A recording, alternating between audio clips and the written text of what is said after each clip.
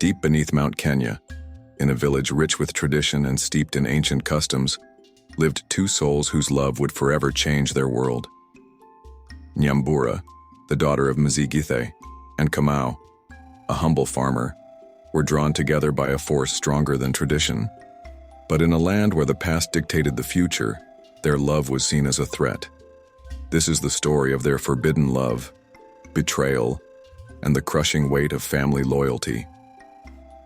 Nyambura was the pride of her people, beautiful, intelligent, and with the strength of the mountains in her spirit. She was destined for greatness, and her father, Mzigithe, was the pillar of the village.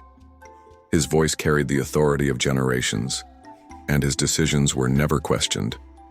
Kamau, on the other hand, was of lowly birth, a farmer, working the land, often overlooked and dismissed by the powerful families. Yet Kamau's heart was fierce, and when he met Nyambura under the ancient mugumo tree, something ignited between them. But their love was dangerous as the storm clouds that gathered over the land. The ancestors had sworn an unbreakable oath, an oath that no man and no woman of their bloodline would ever unite. Their families were bound by old feuds that went back generations, and this oath had been passed down as a warning. If Nyambura and Kamau ever dared to love each other, it would be the end of them both. Their love, however, grew despite the warnings. In secret, they shared stolen moments. Beneath the gaze of the stars, in the whispers of the night wind, they vowed to defy the oath. But the village was not blind. Rumors began to spread. Wanjiku, Nyambura's closest childhood friend, watched them with bitter eyes. Wanjiku had always been in love with Kamau, her heart aching with jealousy every time she saw him with Nyambura. She had always believed she was the one destined for him. Wanjiku, feeling betrayed and furious, began to twist the truth.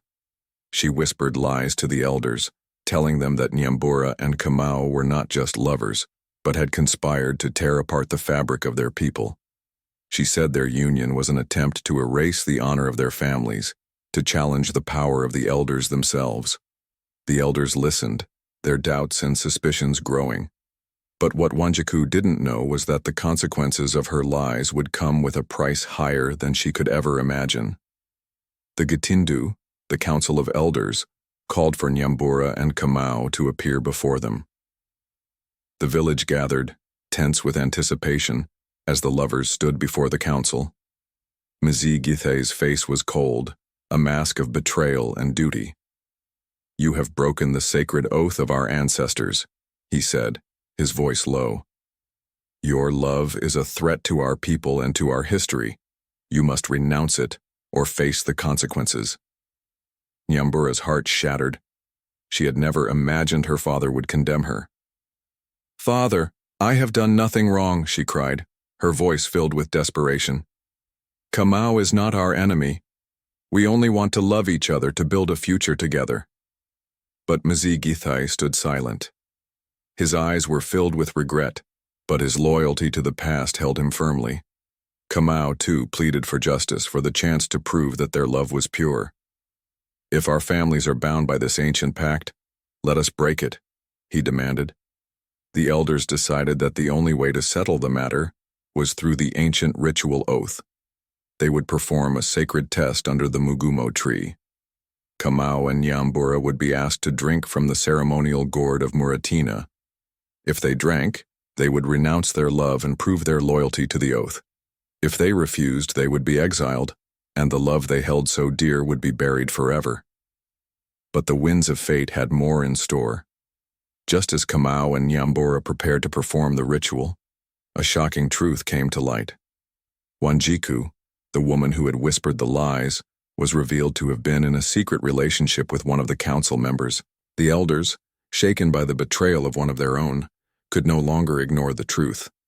Yet the weight of their power was too great to yield easily. They demanded that Kamau and Nyambura leave the village, even as they turned a blind eye to the real cause of the discord. "You must go," Mzigithe declared. "You have broken the oath, and your love has divided this village. There is no place for you here anymore." As the couple turned to leave, their hearts heavy but resolute, Nyambura caught a glimpse of Wanjiku's face. Her once friend stood there silent and broken as the consequences of her jealousy consumed her. The village was torn between the lovers and the tradition that had kept them apart. But in the end, Nyambura and Kamau chose each other. They left the village behind, walking into an uncertain future, where their love would be tested by the world. But one thing was clear. Their love had become more than just a bond between two people.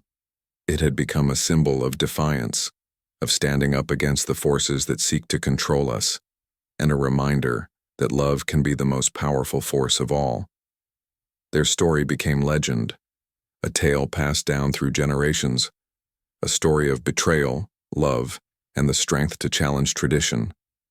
And as Nyambura and Kamau disappeared into the horizon, the village was left to question, could love truly conquer all?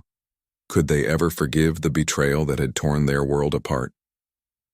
As the years passed, the tale of Nyambura and Kamau lived on, a reminder of the power of love to shape destinies and challenge the status quo. Would you have chosen love over tradition? Would you have dared to defy the oath of your ancestors? The choice, like the love they shared, remains eternal.